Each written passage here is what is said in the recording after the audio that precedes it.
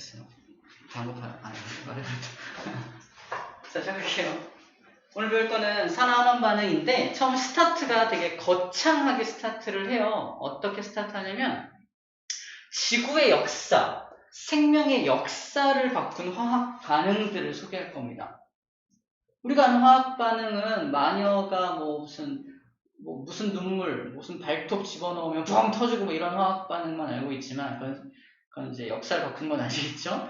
근데 지구 전체를 통틀어 봤을 때 이러한 화학 반응들이 지구의 역사를 바꿨어. 또는 생명의 역사를 바꿨어. 이런 화학 반응이 있다는 겁니다. 첫 번째로 제시해 주는 것이 바로 광합성이에요. 아니, 광합성, 이산화탄소하고 물을 이용해서 포도당 만드는 거 아닙니까? 그죠? 이거 산소가 나오는 그거, 그지? 그게 광합성이라는 녀석이에요. 중학교 때 배우는데 우리가 개수까지 함께 기억하면 되게 편리합니다. 포도당을 제외하고 화학 반응식에다가 666을 집어넣으면 개수가 딱 맞아요. 단음물의 총 원자의 개수와 생성물의 총 원자의 개수가 같아지게 됩니다. 이렇게 되면은 광합성이 무슨 지구와 생명의 역사를 바꿨습니까? 가장 중요한 건 바로 얘입니다. 이 녀석한테 포인트를 맞춰주면 돼요. 자, 광합성이 옛날에는 광합성을 하는 생물이 살지 않았다는 거야. 언제는? 원시지구. 굉장히 오래전 지구를 말하는 거야. 그때는 지구상에 산소가 없었다고 보면 돼요. 왜냐하면 처음에 당연히 우주에는 산소가 있죠. 우리 빅뱅이나 또는 별에서 산소를 만들잖아. 폭발을 통해서 우주로 산소가 뿌려지잖아. 산소가 있다니까 우주에는. 그래서 지구가 만들어질 때도 산소가 같이 와서 지구가 만들어져요. 근데 지구에 지각이 형성될 때, 자, 지각이야. 지각이 형성될 때가 언제냐면은 마그마 바다였던 지구가 식으면서 지각이 뽀곡뽀곡 만들어지잖아. 그때 산소가 지각 속으로 다 투입됩니다. 모든 산소가. 대기 중에 있던 모든 산소가 지각 속에 녹아 들어가서 기억납니까? SiO2 또는 SiO4라고 하는 이산화규소 같은 물질을 만들어요. 이게 이제 지각의 구성 성분이거든요. 이때 산소가 다 투입이 되어서 공기 중에는 산소가 없었다는 거예요. 당연히 공기 중에 산소가 없었다는 건 바닷속에도 산소가 거의 없었다는 얘기를 의미합니다. 즉 지구상에 산소가 이용할 수 있는 산소가 없었다는 거야. 근데 그때 생명이 뽀짝뽀짝 탄생하기 시작합니다. 무기물이 유기물로 바뀌면서 생명이 탄생하게 돼요. 자, 생명이 탄생하게 되는데 최초의 생명체, 최초에 만들어진 그 생명체는 대기 중에 산소가 없으니까 산소 없이도 살 수 있는 그런 생명체가 먼저 태어나게 됩니다. 그걸 무산소 호흡이라고 말을 해요. 무산소 호흡을 하는 생명체가 먼저 탄생을 해요. 우리도 무산소 호흡을 합니다. 알아요? 왜? 운동해보는 사람 알죠?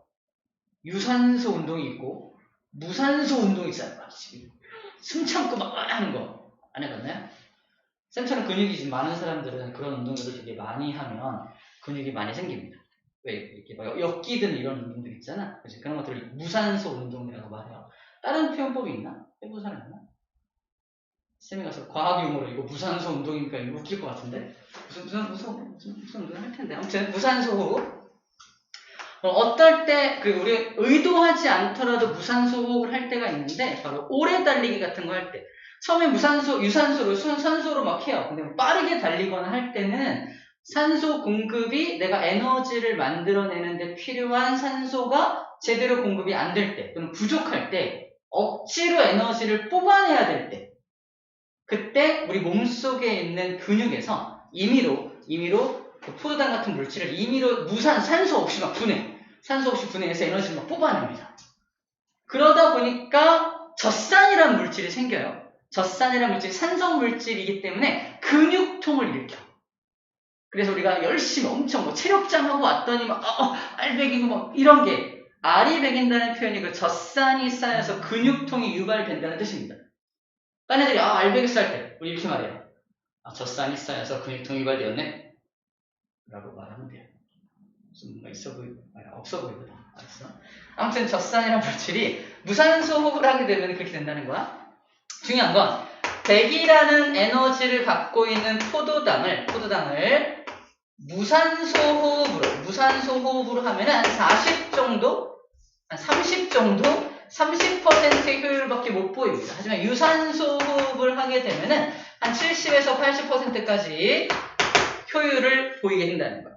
무슨 말이냐? 옛날에 태어난 최초의 생명체는 효율이 별로 좋지 않은 그런 방법으로 유기물을 분해해서 사는 방법을 선택했다는 겁니다. 근데 이대로는 진화가 불가능해요. 진화가 안 됩니다. 너무 효율이 낮다 보니까 더 높은 단계의 생물로 진화할 수가 없어. 이 효율 가지고는. 그래서 유산소 호흡으로 변화가 되어야 하는데 대기 중에는 산소가 있어 없어? 없어. 그래서 진화를 못하고 있던 찰나 드디어 누가 나타난다. 광합성을 할 수 있는 최초의 생명체가 탄생하게 됩니다. 광합성을 할 수 있는 최초의 생명체 이름이 뭐야? 바로 남세균이야. 남세균이라는 생명체가 먼저 탄생을 합니다. 이 생명체가 드디어 광합성을 하는 생명체가 탄생한 거예요. 그래서 이 최초의 생명체, 무산소 호흡하는 최초의 생명체와 남세균 중에 누가 더 고등한 녀석이야? 누가 더 진화된 녀석이야? 남세균이 진화된 녀석입니다. 이런 광합성을 할 수 있다는 건 엄청나게 뛰어난 고등한 능력을 갖추었다라고 보면 됩니다. 자, 이 남세균이 그래서 이제 광합성을 통해서 산소를 이제 뽀곡뽀곡 만들어내기 시작하는 거야. 물론 남세균은 바닷속에 살고 있었어. 바닷속에 사는 그 남세균이 뽀곡뽀곡 산소를 만들어내니까 드디어 산소가 지구상에 산소가 풍부해질 수 있었겠지. 자, 이제 주목할 거는 바로 산소입니다. 최초로 나온 그 산소가 바로 대기 중에 생성되었을까? 그렇진 않아요. 나온 산소가 처음엔 어디에 사용되냐면 지각에 있는 철 같은 금속성 물질 있죠. 금속하고 산소가 만나는 이 반응이 먼저 일어나요. 책에서는 이제 금속과 산화 반응을 일으켰다라고 표현을 하거든. 그러니까 산소가 만들어지자마자 이제 이용할 수 있는 지금 현재는 21% 산소가 있잖아. 하지만 나오자마자 그게 채워졌냐? 아니고 나오자마자 금속들이 다 반응을 해서 금속을 녹슬게 하는데 먼저 이용이 됐다는 겁니다. 그래서 걔네들을 다 녹슬게 한 후에 그 다음에 쌓이기 시작한 거죠. 그래서 좀 한참 걸렸다라는 거예요. 자, 그 다음에 또 뭐도 변화시키냐? 대기 성분도 변화를 시킵니다. 이 산소가 대기 중에 있던 당시에 메탄가스, 이산화탄소 가스, 책에서는 암모니아 가스, 이런 것들. 메탄가스, 암모니아 가스가 냄새 나는 거 알아요? 물론 메탄 냄새가 안 나지만 암모니아가 왜 화장실 냄새 있죠? 원시 대기는 화장실 냄새가 났다는 거야. 암모니아 가스 때문에. 근데 이제 산소가 공급이 되면서 얘랑 반응을 해서 암모니아를 좀 사라지게 했다는 겁니다. 현재와 비슷한 대기 상태로 바꿔나가는 녀석이 누구다? 산소라는 녀석이 현재와 비슷한 대기 상태로 바꿔나갔다는 거예요. 메탄가스도 연료로 이용될 정도로 막 폭발성도 강하고 막 그래요. 그게 대기 중에 굉장히 많았었어. 근데 산소랑 반응을 해서 이제 좀 또 변화가 됐다는 겁니다. 그래서 남세균이 만들어낸 요 산소가 이런 것들을 변화시켜 나가는 거예요. 처음에. 이런 것들을 변화시켜서 현재와 비슷한 상태로 변화시켜 나가다가 그럼에도 불구하고 이제 점점점 쌓이니까 드디어 대기 중에 산소가 축적되기 시작합니다. 대기 중에 산소가 축적되다가 드디어 뭐가 만들어진다? 산소와 산소가 반응을 해서 O3가 만들어집니다. 이게 그 유명한 오존이에요. 오존층이 드디어 여기서 형성이 됩니다. 이 오존층이 형성되기 이전과 이후의 세상은 완전 달라집니다. 이 오존층의 역할이 뭐야? 태양에서 오는 무시무시한 자외선을 차단해주는 역할을 해서 자외선 차단. 이 자외선을 차단해주는 역할을 하는 게 오존층이야. 그러면 오존이 만들어지기 이전에는 자외선을 차단할 수 있었다는 거 없었다는 거야? 없었다는 거야. 그래서 모든 생물이 잘 들어. 바닷속에서만 살았던 겁니다. 왜? 자외선은 물을 뚫을 수가 없어. 물속으로 들어갈 수가 없기 때문에. 물속에서는 자외선으로부터 안전하기 때문에 물속에서만 살았다는 겁니다. 쌤, 삼칸부리아 시대 때는 육지에 생물이 없었나요? 당연히 없었지. 왜요? 육지가 있었잖아요. 지강이 있었잖아요. 46억 년 전에 지강 만들어서 왜 못 올라왔나요? 이것 때문에. 올라오자마자 죽어요. 그래서 삼칸부리아 대 때는 모두 다 바닷속에만 생물이 살았던 거야. 그럼 언제 육지로 올라왔냐? 오존층 생겨나고 이후부터. 그게 고생대 말이에요. 무려 고생대 말쯤이야, 말쯤. 고생대 말. 그러니까 고생대 초반에도 다 물속에만 살았다는 거야, 애들이. 그죠? 그 이유가 바로 오존층이라는 겁니다. 이것으로 인해서 오존층이 형성이 되고 육상생물이 출현하게 되는 계기가 된 게 바로 이 녀석이라는 겁니다. 다시 말해서 남세균이 없었다면 육상생물이 출현했다 못했다.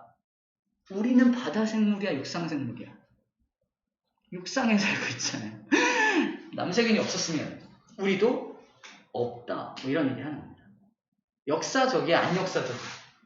역사적이잖아요. 그래서 광합성이 역사적인 화학 반응이다라고 말하고 있는 겁니다. 이해되죠? 자, 좀 확장하면 너무너무 커지니까 이 정도로 해주시면 될 것 같아요. 자, 그 내용들이 책에 쭉 정리가 잘 되어 있습니다. 정리가 되어 있어요. 네, 첫 번째 광합성에 대한 내용이고요. 3장 정도 넘기면 219쪽에 C파트 광합성과 세포호흡, 광합성이 뭔지에 대해서 자세하게 화학식과 함께 소개해주고 있는 페이지가 있고요. 그 다음에 세포호흡은 이거를 반대 과정으로 돌리는 게 세포호흡이죠. 세포가 하는 호흡. 간단하게만 얘기하면 광합성이라는 녀석은 빛 에너지를 이 물질 속에 저장하는 겁니다. 즉, 빛 에너지를 화학 에너지로 바꾸는 과정을 광합성이라고 한다면 호흡이란 녀석은 뭐야? 바로 요 화학 에너지에서 다시 생활 에너지를 뽑아내는 겁니다. 생활 에너지. 아까 들어갔던 에너지를 다시 뽑아내는 과정이 호흡이야. 그 에너지, 뽑아낸 에너지 이용해서 우리 심장도 뛰고 숨쉬기 운동도 하고 이제 체온 유지도 하는 등 여러 가지 에너지로 활용을 하고 있어요. 그래서 호흡하지 않으면 우리는 에너지를 만들 수 없고 죽게 됩니다. 그래서 모든 생물은 호흡을 해야 합니다. 에너지가 필요하기 때문에. 그래서 이 반대 과정이 호흡이다.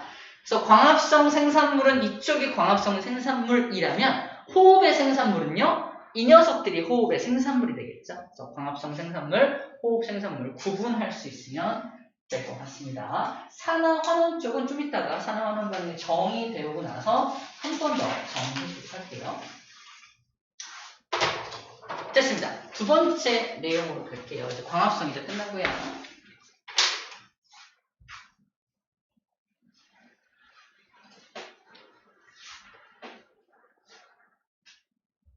자, 잘 듣고 있는 것 같지만 다시 한번 새로운 내용이 시작되니까. 자, 화석연료 얘기를 할게요. 화석연료. 되게 치사하게 문제가 나올 수도 있는데 화석연료가 지구와 생명의 역사를 바꾼 화학 반응이냐? 화석연료 자체는 화학 반응이 아니잖아. 그래서 치사하다 그랬어. 화석연료의 발견, 그것이 이 역사적인 반응은 아니야. 발견은 옛날에도 했습니다. 쌤이 아주 원시시대 사람이야. 내가 살 곳을 찾아야지. 그렇잖아요. 막 땅을 팠어. 물이 컬컬. 와, 여기 물이 나온다. 여기 살기 좋은 땅이야. 그죠? 근데 자식들이 엄청 많이 나와. 자식들 중에 저는 딴 데 가서 살려. 아빠, 딴 데 갔어. 땅을 팠어. 뭐가 나와? 시커먼 물이 컬컬컬. 뭐야? 못 사는 동네 여기는. 그죠? 시커먼 물. 그래서 여기를 다 버리고 버려진 땅을 다 버려버리고 다른 데 물이 잘 나오는 곳 또는 강가 주변에다가 문명을 이룹니다. 무슨 메소포타미아 문명, 그죠? 양쯔강 문명 등등 다 강가 주변에서 문명이 발생한 이유가 물의 중요성 때문이야. 그래서 까만 물 나오는 데는 버려진 땅이었단 말이야. 그지? 까만 물 나오는 데 버린다? 버려진 땅이야. 근데 거기가 지금 어디야? 석유가 나오는 중동 지방인 거야. 사우디아라비아. 거기를 버리지 말았어야 돼, 그지? 거기 버려서 지금 이 모양이 꼴 된 거잖아. 나도 만수로 될 수 있었는데! 만수르처럼 돈을 팔팔 버는 그냥 땅에서 나오는 거 팔기만 하면 되잖아요, 그죠? 다른 거 할 것도 없어. 자, 근데 이걸 발견한 것 자체가 나는 원시 시대에서는 나도 얘를 발견하긴 발견했잖아. 발견했다고 해서 무슨 일이 벌어졌나요? 그런 건 아니잖아. 근데 이거의 가치를 알아본 거야. 이게 쓸모없는 줄 알았더니 이거를 캐다가 이제 뽑아다가 태워봤더니 즉 연소입니다. 연소라는 말이 중요하다는 말을 하고 싶은 거야. 연소시켜봤더니 어마어마한 에너지가 나오는 거예요. 어마어마한 에너지가 나오는 거예요. 예를 들어서 나무 1톤 정도를 떼야 나올 수 있는 에너지가 석유 한 1리터? 이만큼 정도 떼면은 그 정도 에너지가 막 나오는 겁니다. 어마어마한 에너지가 나오는 걸 알게 돼서 이 에너지, 이거를 통해서 나온 그 에너지를 이용해서 증기기관이라는 걸 만들어요. 이 에너지 이용해서 물을 끓여서 어마어마한 수증기를 만들어서 이거 갖다가 쏘니까 터빈을 돌릴 정도로, 바퀴를 돌릴 정도의 어마어마한 에너지가 나온다는 거죠. 역학적인 변화가 되는 거야. 동력이 발생되는 걸 알게 됩니다. 그래서 이 화석연료를 연소시킴으로 해서 증기기관이 발견됐고, 증기기관으로 열차만 간 게 아니야, 선박만 간 게 아니야, 이 증기기관이라는 방법을 이용해서 그 수많은 기계장치들을 돌리는 기계장치를 돌려서 드디어 영국에서 뭐가 일어나게 된다? 산업혁명까지 발전하게 됩니다. 산업혁명. 화석연료의 연소라는 그 방법을 이용해서 산업혁명까지 발전되게 된 거지. 인류의 역사로 봤을 때 농업 위주의 문명에서 산업 문명으로 변화되는 계기가 된 것도 화학적인 것으로부터 시작했다는 얘기를 하는 겁니다. 역사적이야, 안 역사적? 역사적이잖아, 그지? 역사적인 겁니다. 역사적인 거죠. 자, 화석연료를 태워볼게요. 화석연료의 정체부터 얘기하면 화석연료 속에는 탄소가 포함되어 있고요. 수소가 포함되어 있습니다. 탄소, 수소가 포함되어 있어요. 연소시킨다는 건 산소하고 반응을 시키는 거거든. 그럼 뭐가 만들어지냐면 이산화탄소, CO2. 얘랑 얘가 만나면 H2O, 물이 만들어집니다. 이산화탄소와 물만 만들어져. 뭐 하다면? 완전 연소가 일어난다면. 완전 연소. 완전 연소의 반대말은 불완전 연소라는 게 있어요. 하지만 완전 연소를 기준으로 봤을 때는 공해 물질이 나오지 않는다는 게 포인트예요. 이건 공해 물질이 아닙니다. 공해가 없는 물질이야. 그래서 화석연료를 처음에 사용하기 시작했을 때 얘가 만약에 태우면 유독성 물질이 나왔고 막 사람 이거 여기서 태워서 나온 물질이 사람이 맡으면 막 죽어버리고 이러면 사용했겠니? 사용 안 했을 거야. 근데 이걸 태워서 나온 물질이 공해 물질이 아니야. 유독성 물질이 아니야. 유독한 물질이 아니야. 그래서 열심히 사용한 거야. 자각 없이. 몇십 년 동안 이걸 사용한 거죠. 하다 보니까 이제 문제가 되는 기체가 뭐야? 얘가 문제가 되는 기체가 된 거잖아. 이제부터는 우리 잘 알고 있는 영역이야. 어떤 영역? 얘가 많아짐으로 해서 지구 온난화가 심화되고 있다는 거. 그죠? 지구 온난화가 심화되고 있어서 더 이상 지구가 뜨거워지면 큰일 난다. 그래가지고 막 기후 협약을 하고 막 이산화탄소 감축 정책 펼치고 막 이러고 있는 게 현재 상황이라고 보면 되겠습니다. 하지만 처음에 이걸 사용하기로 했을 당시에는 정당성이 충분했습니다. 에너지 엄청 나오는데 공해물질 안 나와. 이거 안 쓸 이유가 없는 거지. 그지? 그래서 사용하기 시작했다는 거야. 여러분 착각하기 쉬운 게 요 이산화탄소가 공해물질이라고 착각하면 안 됩니다. 착각 안 돼. 그럼 우리도 공해물질을 내뿜고 있는 거잖아. 그치? 우리는 공해물질 내뿜는 게 아니죠. 공해물질이 아니야. 우리 지구 온난화에 너무 강박관념이 있어서 이거 큰일 나는 물질로 알고 있어요. 그래서 이거를 심지어 공해물질이라고까지 착각하는 경우가 있는데 이산화탄소는 공해물질이 아닙니다. 잘 기억해 주셔야 합니다. 화석연료에서 이러한 역사적 사건이 터지게 된다. 우리 책에는 증기기관, 산업혁명, 그리고 그 이후에는 석유가 교통수단, 우리 지금 자동차들도 다 석유가죠. 석유, 뭐 휘발유, 경유 같은 이런 것으로 갑니다. 주택에도 이용되고 산업에도 이용이 되고 있죠. 현재도 그래서 굉장히 많이 이 화석연료에 의존하고 있습니다.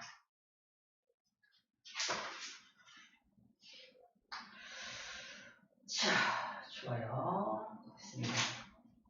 두 번째 내용까지 다 했네요. 좋아요. 이 정도로 정리하면 되겠습니다. 스트레칭 좀 할게요. 스트레칭. 스트레칭 필요한 사람이 한 명 있어요. 스트레칭. 너만 하고 있네. 그런 건 아닌데. 스트레칭. 우리 뇌에다 피를 좀 공급합시다.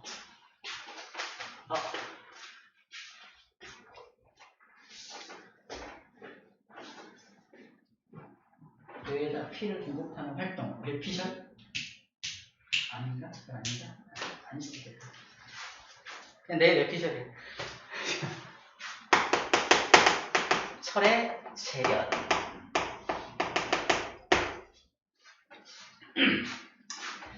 자, 철의 재련은 시작할게요. 철의 재련. 철의 재련도 세 번째 역사적인 반응이라고 말을 하고 있는데, 철의 재련이 뭐냐면 순수 철을 뽑아내는 것입니다. 뽑아내는 것을 재련한다라고 표현을 해요. 순수한 걸. 그러면 자연에 존재하는 철은 순수하지 않다는 얘기거든요. 자연에 존재하는 거 아까 처음에 했던 얘기인데 자연에 존재하는 철은 산소하고 반응을 해갖고 있습니다. 그러니까 금속 산화물을 막 만든다 그랬잖아. 저렇게 만들어지게 되면은 봐봐. 이 철이 원자 번호가 26번이거든요. 20번 넘어가요. 우리가 20번까지만 외우는 이유가 뭔지 알아? 20번 넘어가면 지 마음대로 성질을 예측할 수가 없어. 그래서 철이 전자를 2개 버리는 경우도 있고요. 3개를 버리는 경우도 있습니다. 2개를 버리면 철이 뭐가 되겠어요? 2 플러스가 되겠죠? 걔가 산소랑 만나면 산소는 2-인 거 알아요? 원자 감자가 6개라서 이온화된 2-. 이렇게 되면 1대1로 만나면 딱 맞아 떨어집니다. 그래서 FeO라는 물질을 만들어요. 좀 심한 내용이에요. 얘도 이름이 산화철이야. 산화철. 자연계에 이 산화철 형태로 존재한다는 거야. 근데 시작이 뭐로 시작했어? 2 플러스 이온으로 시작했죠. 그래서 얘를 산화철 2라고 불러주는 거예요. 뭐라고? 2! 그죠? 2라고 불러주는 겁니다. 산화철 2라고 불러주는 거야. 자, 이렇게 3 플러스 2로 바뀌었던 전자 3개 버린 얘는 어떻게 되나요? 얘가 산소랑 만나면 이거 1대1로 만나면 중성 만들어지지가 않죠. 그래서 최소 공배수를 이용해서 나 2마리, 너 3마리 해서 6개를 만들어서 유구로 해서 Fe2O3라는 물질을 만듭니다. 이것도 산화철이에요. 산화철이야. 근데 뭐로 시작했어? 3 플러스로 시작했으니까 무슨 철? 산화철 3라고 불러주는 겁니다. 2하고 3를 매기는 방법, 이유가 이런 원인으로 시작된다는 거예요. 산화철 2도 가능하고요. 3도 가능하다는 말을 하는 거야. 우리 책에 나온 거 봐봐. 산화철 이상한 기호로 3라고 써있죠. 왜 3를 써는 거냐고요. 바로 이 이유 때문에 3가 써져 있다라고 보면 될 것 같습니다. 이게 모르고 보면 되게 두려운데 알고 보면 너무 간단한 거거든. 그래서 두려움을 좀 없애기 위해서 이렇게 얘기해 준 거예요. 자, 중요한 건 자연계에 존재하는 이 Fe2O3를 보면은 순수한 철이 아니에요. 그죠? 순수한 철이 아닙니다. 이거는 쓸 수 없는 철이야. 녹슨 철이야. 혹시 알아요? 녹슨 철은 손을 두두둑 대면 부서집니다. 두두둑 부서져요. 자석에다 대면은 자석이 안 붙어. 무슨 말이야? 얘는 철이 아니야. 쓸 수 있는 철이 아닙니다. 녹슨 철로 건물 만들어 어떻게 돼요? 그죠? 그냥 끝나죠? 안 돼요. 아무튼 안 돼요. 녹슨 철로부터 순수한 철만 뽑아내야 돼. 근데 자연계는 다 녹슨 철 형태로 존재한단 말이야. 어떻게 해야 돼? 옛날에는 그래서 쓸 수가 없었어. 옛날엔 철을 쓸 수가 없었어. 그래서 아주 오래전 옛날에는 금을 가지고 이렇게 장신구 만들고, 그죠? 은을 가지고 장신구는 만들었지만 철을 가지고 뭘 할 수는 없었어. 근데 기술이 발전되면서 드디어 철을 재련할 수 있게 되면서 드디어 철기문화라는 게 생겨나기 시작합니다. 철기문화. 철기문화의 시작, 철기문화. 우리나라 같은 경우는 고구려 시대 때 막 강철로 만든 갑옷, 그죠? 강철검 이런 거 만들어서 전 세계를 호령했던 우리 왕개토 대왕님, 그죠? 이런 것들이 이제 철갑 철로 된 어떤 이런 문화가 피워졌기 때문입니다. 당시 어떻게 이 산소를, 잘 봐. 철을 재료한다는 건 간단합니다. 산소를 뜯어내면 돼. 그죠? 산소를 뜯어내면 돼. 산소를 뜯어내면 돼. 이 산소를 뜯어내는 방법에 대해서만 우리가 알면 될 것 같습니다. 그 산소를 어떻게 뜯어내야 되느냐? 아이디어를 좀 내보자. 산소 뜯어낼 때 필요한 녀석이 기억해야 돼. 바로 연탄가스야. 연탄가스를 이용하면 산소를 뜯어낼 수 있어. 뭔 소리냐? 사람이 연탄가스에 중독된다는 건 일산화탄소에 중독된다는 얘기인데요. 우리 적혈구가 여기 이렇게 대기하고 있고요. 일산화탄소가 이렇게 대기하고 있습니다. 나 CO 야, 대기하고 있을 때 우리 몸속으로 산소가 들어와. 호흡을 통해서, 외호흡이죠. 외호흡을 통해서 산소가 몸속에 딱 들어오면 원래는 적혈구가 가서 자기 몸 표면에 있는 철들을 이용해서 철에다가 이 산소를 붙여가지고 날라줍니다. 적혈구가 빨간색인 이유가 이 철이 산소랑 달라붙어서 녹슬었기 때문에 그래요. 그래서 피가 빨간색인 이유가 이거예요. 파란색 피 보여요? 여러분들? 봐봐. 자기 파란색 피 누르죠? 여러분들은 그래서 파충는 거야? 그렇죠? 이 파란색 피의 정체는 뭐야? 산소를 다 떨어뜨리고 돌아오는 피들이야. 다시 원래 철 색깔로 돌아온 거라고 얘가. 이해돼요? 우리가 이걸 암적색이라고 부르는데 얘는 선홍색이라고 불러요. 그 이유가 간단합니다. 녹슨 철 색깔이냐? 그렇지 않냐? 그 색깔이에요. 그 색깔입니다. 그래서 철이 산소랑 달라붙는 그 성질을 이용해서 산소를 날라주는 거야. 산소 막 조직세포로 막 날라주는 게 이 철의 기능인데 몸에 일산화탄소가 들어오면 둘이 싸워. 몸에 일산화탄소가 딱 들어왔어. 즉 연탄가스에 중독된 상태에서 숨을 쉽니다. 숨을 쉬면은 몸속에 들어온 산소가 어디로 갈까요? 예상했겠지만 다 일로 갑니다. 일로는 거의 가지 못해. 다시 말해서 적혈구가 기다리고 있지만 산소가 달라붙지 못해. 그럼 뇌로 산소 공급을 할 수가 없죠. 이게 5분 이상 지속되면 뇌에 산소 공급이 5분 이상 산소 공급이 5분 이상 안 되면 뇌가 썩기 시작합니다. 뇌가 썩어요. 진짜로 뇌가 썩어. 뇌가 썩어 들어가면서 막 정신을 잃고 이제 심해지면은 이제 죽게 되는 거죠. 연탄가스 중독된 사람이 그래서 대부분 죽거나 또는 살아나더라도 약간 몸이 이상해져. 뇌에 손상이 입었기 때문에 그런 거거든요. 뇌가 산소 공급이 차단돼서 그런 거예요. 일산화탄소가 그만큼 무서운 녀석이라는 거. 얼마의 힘으로 끌어가냐? 놀라지 마십시오. 400배 큰 힘으로 산소를 끌어가. 이 적혈구가 끌어가는 힘보다 이 일산화탄소가 끌어가는 힘이 400배 이상 세다는 겁니다. 그래서 얘가 산소를 다 끌어가. 중요한 건 일산화탄소가 이렇게 산소를 우두둑 자기 쪽으로 엄청 잘 끌어가는 성질을 이용하죠. 그걸 이용해서 여기 있는 산소를 뜯어내자는 게 포인트입니다. 뜯어내자. 그래서 뭘 이용하기 시작하냐면요. 산화철을 준비한 다음에 Fe2O3를 준비한 다음에 거기다가 일산화탄소를 공급하는 거. 근데 여기서 산소 몇 개 뜯어내야 돼? 3개 뜯어내야 되잖아. 그래서 일산화탄소 3분자를 투입하는 겁니다. 그래서 일산화탄소가 뭐가 되겠어? CO2! 이산화탄소 3분자로 변화가 되는 거야. 그럼 누구만 남게 되겠어? 2개의 철만 따로 나오게 되겠죠? 이게 순수한 철을 뽑아내는 화학적 반응인 겁니다. 왜 3분자가 필요한지에 대해서 얘기해 주는 거예요. 그럼 일산화탄소 만드는 과정은 어떻게 됩니까? 우리 용광로에다가 코크스라고 하는 탄소 덩어리를 넣어요. 코크스. 거기다가 산소를 투입합니다. 그럼 이산화탄소 만들어지는 거 아니에요? 근데 뜨거운 열풍을 이용해서 불완전 연소를 막 시켜. 완전 연소가 아니라 불완전 연소를 시키면 CO가 만들어지는 거죠. 2개의 일산화탄소가 만들어지게 되는 거죠. 이런 식으로.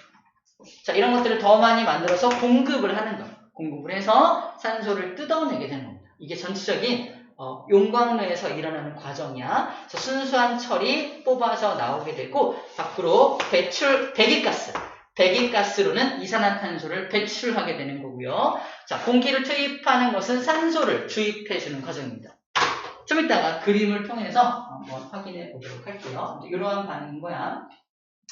그래서 순수한 철을 만들어냈고 그 철을 이용해서 철기 시대를 열어서 문명을 발전시켰고요. 철로 만든 선로, 그것 때문에 증기 기반이 더욱더 잘 갈 수 있었고 산업혁명도 얘가 있었기 때문에 가능했겠죠. 모든 기계장치는 다 철로 만들었을 테니까. 됐죠? 여기까지가 철의 재련까지의 내용입니다. 이 세 가지의 공통점이 뭐냐고 물어보고 있어요. 공통점. 뭘 것 같아요? 지구와 생명의 역사를 바꿨다? 이것도 공통점이지만 셋 다 광합성, 산소 만들어내죠. 화석연료 연소될 때 산소 필요하죠. 철을 재련할 때 산소를 뜯어내야 되죠. 모두 산소와 관련되어 있다는 게 공통점입니다. 산소가 굉장히 중요한 어떤 핵심 키워드로 등장하고 있다는 걸 얘기하고 있습니다. 아시겠죠? 오케이. 좋아요. 몇 분 지났냐? 잠깐만 쉬었다 할게요.